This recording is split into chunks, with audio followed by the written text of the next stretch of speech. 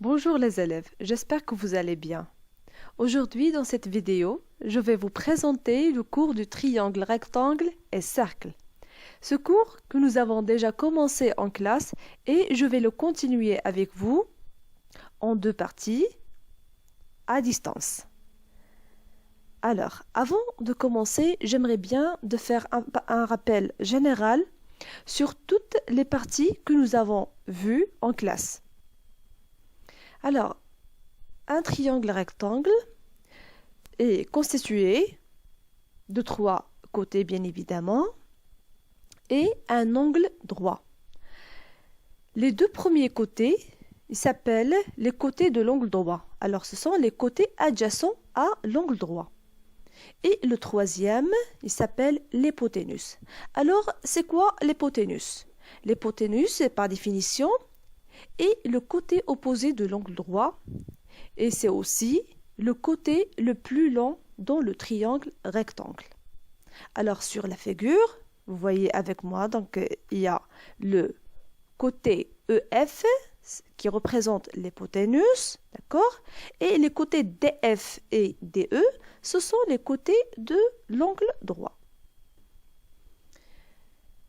La première partie, c'est la propriété du milieu de l'hypoténuse d'un triangle rectangle. Donc, la propriété, ou bien le théorème, dit quoi? Dit que si un triangle est rectangle, alors son hypoténuse est le diamètre de son cercle circonscrit. Alors, rappelons, c'est quoi un cercle circonscrit à un triangle? Donc, un cercle circonscrit à un triangle, c'est un cercle qui passe par les trois sommets de ce triangle. Revenons à notre cas. Nous avons un triangle rectangle en A et nous avons le point O qui représente le milieu de l'hypoténuse BC. Alors, la propriété dit que la distance entre le milieu et chaque sommet de ce triangle est une distance égale. C'est-à-dire OA égale à OB égale à OC. Dans ce cas, son hypoténuse, d'accord, représente le diamètre de ce cercle circonscrit, d'accord?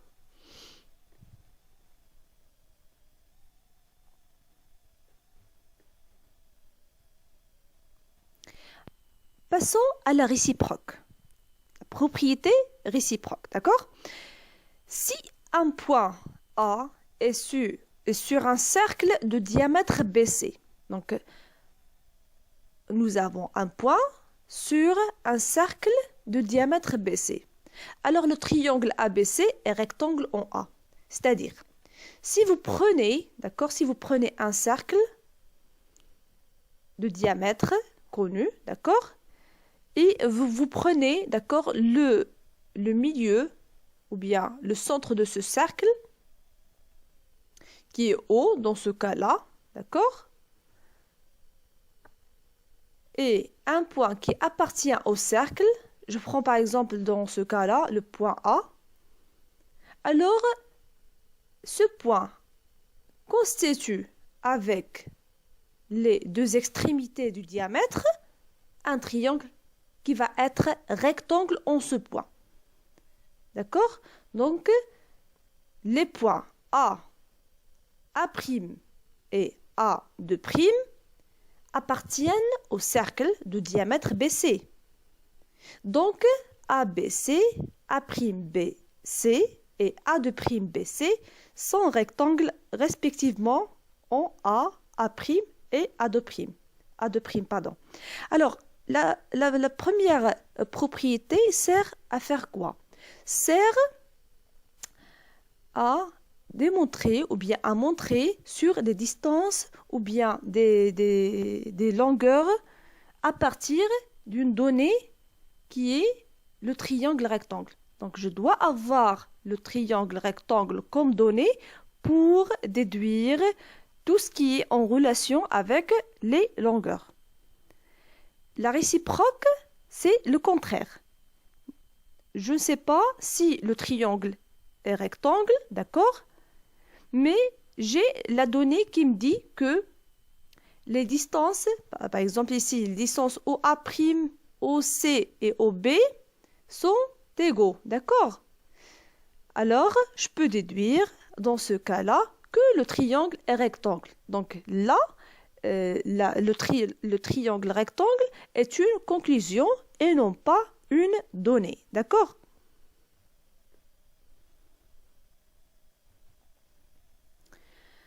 Passons à la médiane relative dans un triangle rectangle.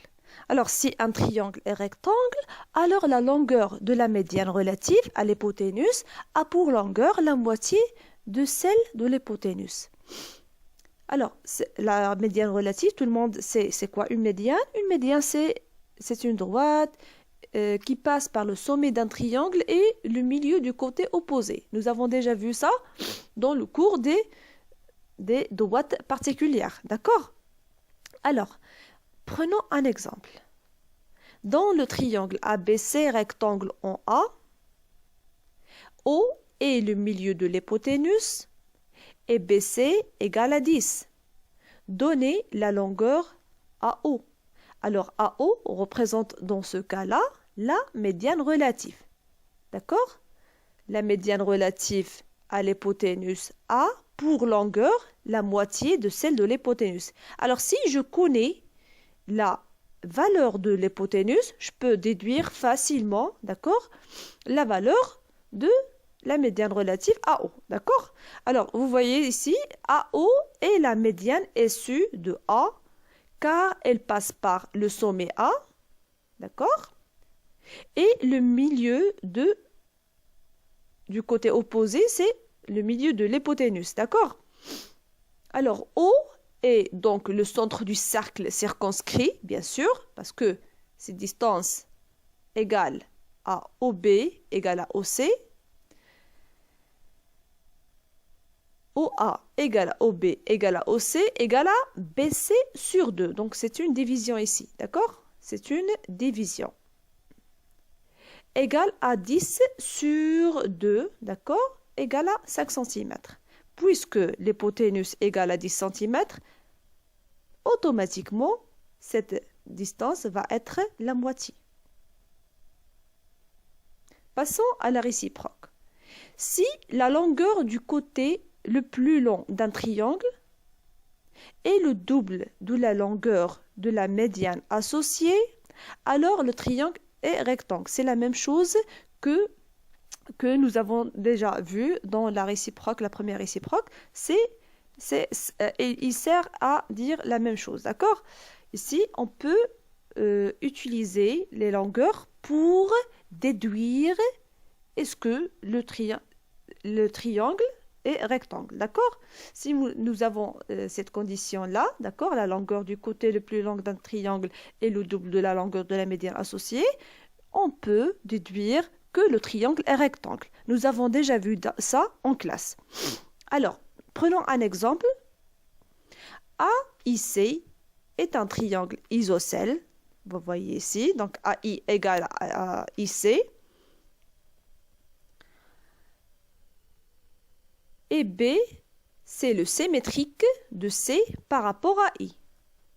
C'est-à-dire que IC égale à IB. Montrez que ABC est rectangle en A. Alors, bien sûr, on va utiliser la réciproque parce que notre rôle, c'est de montrer que ce triangle est rectangle. D'accord? Alors, dans le triangle ABC, passons à la solution maintenant. Dans le triangle ABC, I est le milieu du côté le plus long. Donc, nous voyons ici, I, voilà, le point I représente le milieu de BC. Donc, AI est une médiane de ce triangle. Parce que ces distances-là vont être égales à IB égale à IC. D'accord? Alors, nous avons BC égale à 2 fois AI. Vous voyez? Alors, je peux déduire que ABC est un triangle rectangle, puisque on doit, ou bien on va avoir un cercle, d'accord, circonscrit à ce triangle de diamètre BC qui est l'hypoténuse de triangle ABC. D'accord? Passons maintenant à une partie qui est nouvelle, d'accord? Une partie que nous avons, qu'on va voir pour la première fois, d'accord? Alors, s'il vous plaît, vous prenez avec moi un cahier, vous prenez le cahier de recherche bien évidemment, et vous commencez à travailler l'activité. Alors, construisez un triangle ABC rectangle en A. Donc, c'est un triangle qui est rectangle en A. Alors, vous allez mesurer avec la règle chaque côté de ce triangle. Bien sûr, et vous notez les mesures. Vous mettez AB égale, AC égale, BC égale. D'accord? Alors, la troisième question, ou bien la troisième étape, comparer la valeur de AB au carré plus AC au carré et BC au carré. Donc, vous voyez, là, vous allez obtenir une valeur et dans BC au carré, vous allez obtenir une deuxième valeur. Vous allez les comparer. D'accord? Alors, pour moi, je vais prendre cet exemple-là. Donc, nous avons le triangle rectangle, c'est A, B et C, d'accord? Nous avons un triangle rectangle. J'ai mes propres mesures. S'il vous plaît, vous respectez vos mesures, d'accord? Donc, moi, j'ai des mesures qui seront différentes, d'accord, que les vôtres. Alors, je prends A, B au carré.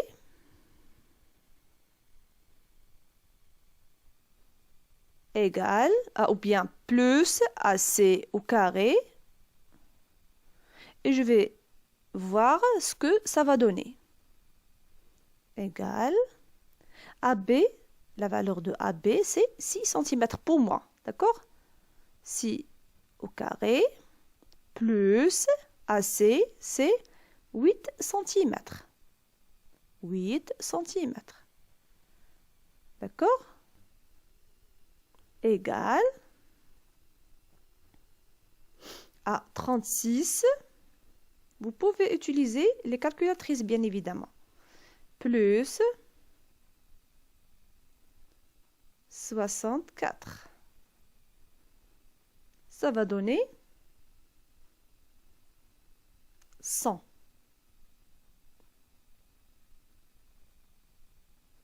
Et la deuxième valeur, c'est BC au carré. BC au carré égale à 10 au carré, d'accord, égale à 100. Alors, si on veut comparer, donc la troisième, bien la quatrième consigne, que remarquez-vous? Alors, c'est bien clair que les deux valeurs sont égaux. Alors, je peux déduire que AB au carré plus BC au carré égale à, pardon, AB au carré plus AC au carré égale à BC au carré. BC qui représente quoi? L'hypoténuse. D'accord? S'il vous plaît, si vous avez d'autres valeurs, il faut avoir le même résultat, d'accord? Parce que c'est un résultat qui va être général par la suite, d'accord? Et c'est le théorème de Pythagore. Alors, le théorème de Pythagore, c'est un théorème qui est très fameux et qui sert à calculer les longueurs. Alors, si vous avez, donc, si un triangle est rectangle, alors le carré de la longueur de l'hypoténuse est égal à la somme des carrés des longueurs des deux côtés de l'angle droit. Nous avons déjà défini c'est quoi les côtés de l'angle droit, c'est quoi l'hypoténuse. Alors, le théorème dit que le carré de l'hypoténuse égale à la somme des carrés de longueur des deux côtés de l'angle droit. Alors, passons à l'application. Soit ABC, un triangle rectangle en A, tel que AB égale à 3 cm, BC égale à 5 cm. Alors, mon conseil toujours pour vous, c'est de tracer un schéma pour voir clairement les données. D'accord? Donc, c'est un triangle rectangle en A. Je dois respecter la consigne, bien sûr. A, vous avez AB égale à 3 cm. Vous pouvez respecter les mesures, d'accord? Il faut les respecter pour mieux représenter les données, d'accord? Alors, vous avez le triangle ABC avec les mesures suivantes, d'accord? Vous avez AB 3 cm, BC c'est 5 cm. Et on doit déduire la valeur de AC. Si vous remarquez bien, le théorème dit que le carré de l'hypoténuse est égal. Donc, c'est pas forcément que je dois chercher juste l'hypoténuse. Je peux avoir des questions, alors pareil à notre application, qui sert à calculer un côté qui manque, mais ce n'est pas l'hypoténuse. Il va être un côté de l'angle droit, par exemple. Alors, pour la solution, d'après le théorème de Pythagore, bien sûr, parce que nous avons un côté à chercher, d'accord? J'ai bien signalé que le théorème de Pythagore sert à calculer les longueurs, d'accord? Et c'est applicable juste dans les triangles rectangles. Donc, ce n'est pas applicable dans les autres triangles. C'est applicable si nous avons la condition d'un triangle qui est rectangle, d'accord? Alors, revenons à notre application. Nous avons dit que d'après le théorème de Pythagore, j'écris le théorème tel qu'il est, d'accord? Je pose l'hypoténuse au carré égale à la somme des deux côtés, le carré des deux côtés, d'accord? Et je cherche, qu'est-ce que je cherche? Je cherche AC. Puisque je cherche AC, AB connu, BC est connu, donc je vais déplacer AB dans le deuxième côté. Ça va être moins AB. Alors, AC au carré égale à BC au carré moins AB au carré. Application numérique. 5 au carré moins 3 au carré. Alors, c'est 25 moins 9. Alors, AC au carré égale à 16. Alors, la question demande de trouver AC et non pas AC au carré. Alors, je me pose la question, quel est le nombre que je peux le multiplier par lui-même et va me donner 16. Alors, on sait très bien que 4 au carré donne 16. Alors, je peux enlever le carré, d'accord? Alors, c'est une notion que nous allons voir dans l'année prochaine, Inch'Allah. C'est une notion de la racine carrée.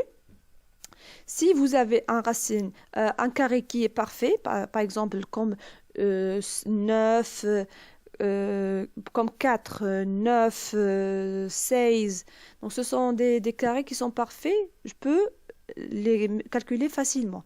Mais je vais donner quelques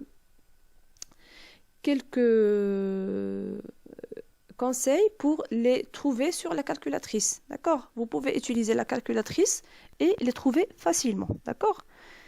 Alors, l'utilisation de la calculatrice, je pense que tout le monde a la possibilité d'avoir une calculatrice et de l'utiliser, de la manipuler facilement, d'accord? Alors, pour le carré, tout le monde sait que je mets le carré, d'accord? Je mets le nombre et je clique sur la touche x au carré, d'accord? Et ça va me donner le résultat. Même chose pour la racine carrée. Si j'ai un carré, je veux se débarrasser de ce carré-là, par exemple, dans l'exemple précédent, AC au carré égale à 16, alors AC égale à racine de 16. Voilà, racine de 16. Alors, si vous avez par exemple AC au carré égale à 8, vous allez mettre AC égale à racine de 8. Si vous avez AC au carré égale à 13, vous allez mettre AC égale à racine de 13 sur la calculatrice, d'accord? Parce que la notion de la racine carrée, vous allez l'étudier l'année prochaine, Inch'Allah.